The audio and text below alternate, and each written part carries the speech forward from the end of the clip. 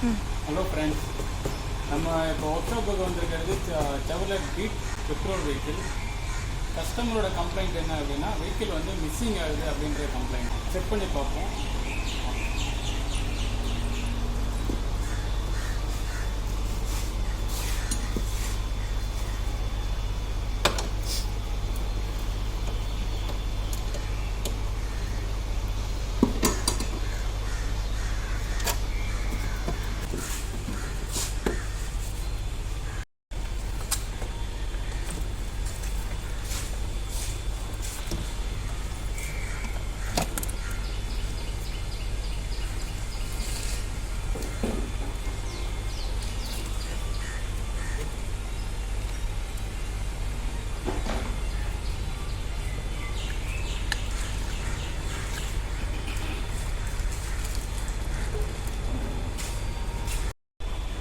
Friends, இப்போ நம்ம இது எல்லாமே ரிமூவ் பண்ணிட்டோம்.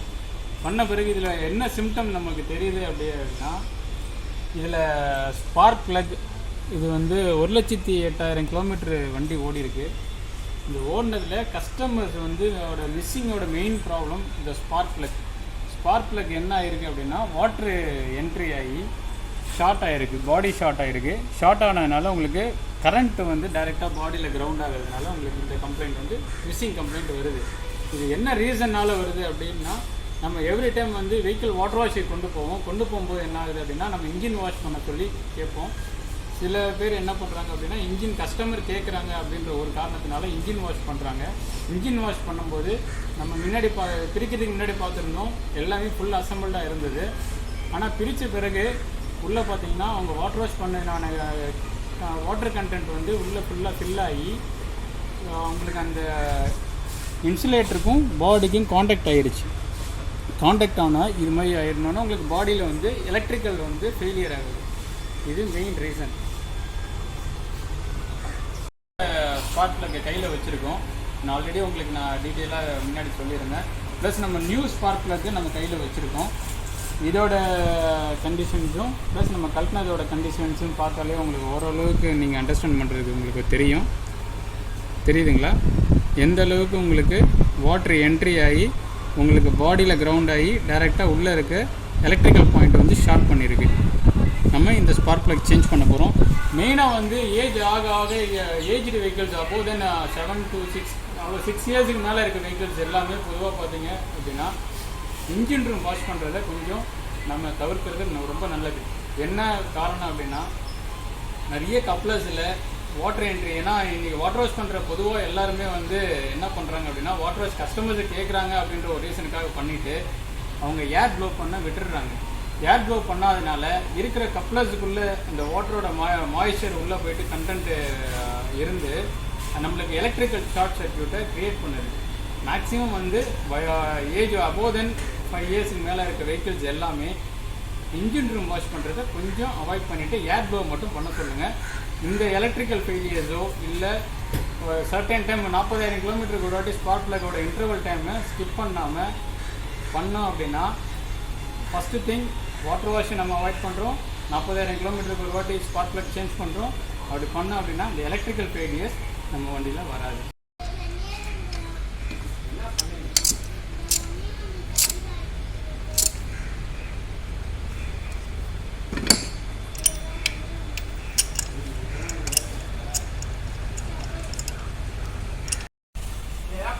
ஃப்ரெண்ட்ஸ், நம்ம சொல்லியிருந்தோம், ஸ்பார்க் ப்ளக்கை காட்டியிருந்தோம். ஆனால் இந்த ஸ்பார்க் ப்ளக்கில் வந்து உங்களுக்கு தண்ணி இருந்ததுக்கான சிம்டம்ஸ் வந்து நம்ம கார்டு ஒயரோட கப்ளர்ஸில் நம்ம அதை பார்க்கலாம். எந்த அளவுக்கு தண்ணி வந்து நின்றுட்டு உங்களுக்கு எவாப்ரேட் ஆகிருக்குன்றது இந்த மார்க் வச்சு நம்ம கண்டுபிடிக்கலாம். ஸ்பார்க் ப்ளக் நம்ம இதுக்குள்ளே வர்றது தண்ணி இந்த லெவலுக்கு வரையும் நின்றுட்டு ஹீட்டில் எவாப்ரேட் ஆகிருக்கு.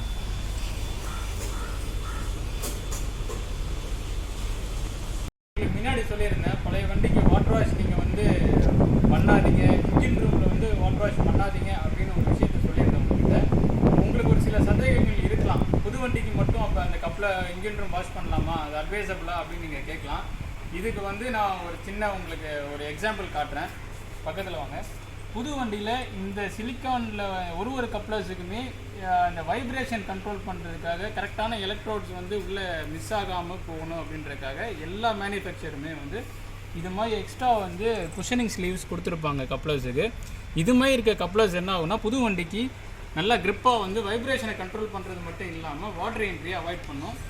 வண்டி வருஷங்கள் ஓட ஓட என்ன ஆகுது அப்படின்னா இன்ஜினோட ரூம் ஹீட்டாக இருக்கும். ஏன்னா இன்ஜின் ஓடும்போது ஏசி ஓடும்போது ஃபேன் அதிகமான ஹீட்டை வந்து எவாப்ரேட் பண்ணும்போது என்ன ஆகுது அப்படின்னா இன்ஜினோட ரப்பர் ஐட்டம்ஸ் எல்லாமே வந்து சர்டன் இயருக்கு அப்புறம் சர்டன் ஏஜஸுக்கு அப்புறம் வந்து ஹார்ட் ஆக ஆரம்பிக்கும். ஹார்ட் ஆகிறது மூலயமா இந்த வாட்டர் என்ட்ரின்னு நான் சொல்கிறேன், அந்த பழைய வண்டிங்களுக்கு ஏன் பண்ணாதீங்கன்னு சொல்லியிருக்கேன் ஒரு விஷயம். அந்த விஷயங்கள் வந்து இந்த மாதிரி ரப்பர் காம்பனண்ட்டில் இருக்க ஸ்லீவ்ஸை வந்து வீக் ஆகிறதுனால தண்ணி ஈஸியாக என்ட்ரி ஆகி ஷார்ட் சர்க்யூட் ஆகிறதுக்கு வாய்ப்புகள் இருக்குது. ஃப்ரெண்ட்ஸ், நம்ம இந்த வண்டியோட ஒர்க்கை கம்ப்ளீட் பண்ணிட்டோம். வண்டி வந்து மிஸ்ஸிங் கம்ப்ளைண்ட் இருந்தது. நம்ம கரெக்டான பார்ட்ஸை வந்து ஐடென்டிஃபை பண்ணி சேஞ்ச் பண்ண உடனே இந்த வண்டியோட ப்ராப்ளம் சார்ட் அவுட் ஆகிடுச்சு. நான் சொல்கிற இந்த டிப்ஸை நீங்கள் ஃபாலோ பண்ணாலே இந்த எலக்ட்ரிக்கல் ஷார்ட் சர்க்யூட்ன்ற ப்ராப்ளம் வராது. செகண்ட் திங் வந்து உங்களுக்கு இந்த ஆல் ஸ்பாட் ஆட்டோமோட்டிவ் அப்படின்ற ஒர்க் ஷாப்பில் நாங்கள் மதுரவாயிலில் வச்சு நடத்திட்டு இருக்கோம். ப்ளஸ் உங்களுக்கு எனி டவுட்ஸ் இருந்தது அப்படின்னா கீழே இருக்க டிஸ்கிரிப்ஷனில் இருக்க நம்பருக்கு நீங்கள் கால் பண்ணுங்கள். தேங்க்யூ.